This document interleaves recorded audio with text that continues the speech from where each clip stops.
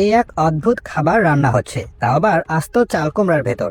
কিন্তু অবাক করা ব্যাপার হলো, এগুলোকে সরাসরি পট বা পাতিলের মধ্যে বসিয়ে দিচ্ছে তারা। বাইরের দেশে চাল কুমড়া উইন্টার মেলন নামে পরিচিত।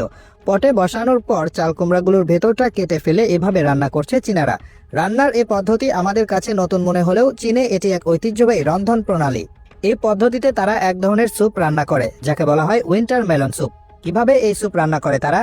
চীনে খাবারকে শুধু পুষ্টির উৎস হিসেবে দেখা হয় না, বরং তারা খাবারকে পুরোপুরি ব্যবহার এবং খাবার রান্নাকে রীতিমতো শিল্প হিসেবে পরিণত করেছে।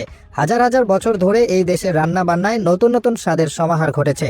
এই সুদীর্ঘ ইতিহাসে উদ্ভাবিত হয়েছে অনেক অদ্ভুত ও সুস্বাদু রেসিপি, যার মধ্যে অন্যতম উদাহরণ এই উইন্টার মেলনের স্যুপ।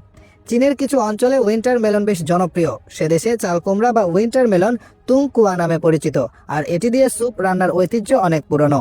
এটি শুধু খাবার হিসেবেই নয়, চীনা হার্বাল মেডিসিনের গুরুত্বপূর্ণ উপাদান হিসেবেও ব্যবহৃত হয়। তুংকুয়া স্যুপ বিশেষ করে গরমের দিনে এনে দেয় প্রশান্তি। উইন্টার মেলন স্যুপ রান্নার জন্য প্রথমে একটি বড় ও তাজা উইন্টার মেলন নেওয়া হয়। এর বাইরের অংশ বা খোলস সাধারণত শক্ত ও খসখসে।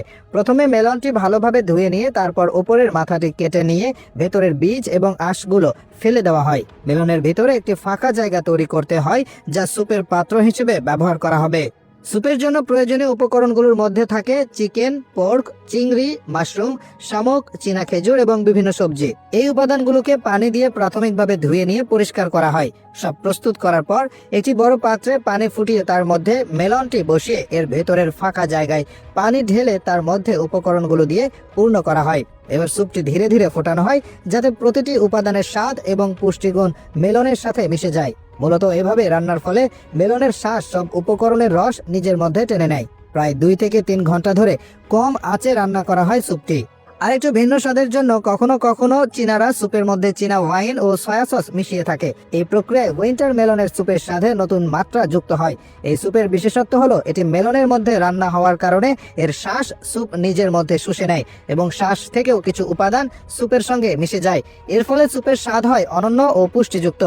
মেলনটি মূলত আস্ত একটি প্রাকৃতিক পাত্র হিসেবে ব্যবহার করা হয় এবং রান্নার পর এভাবেই পরিবেশন করা হয়।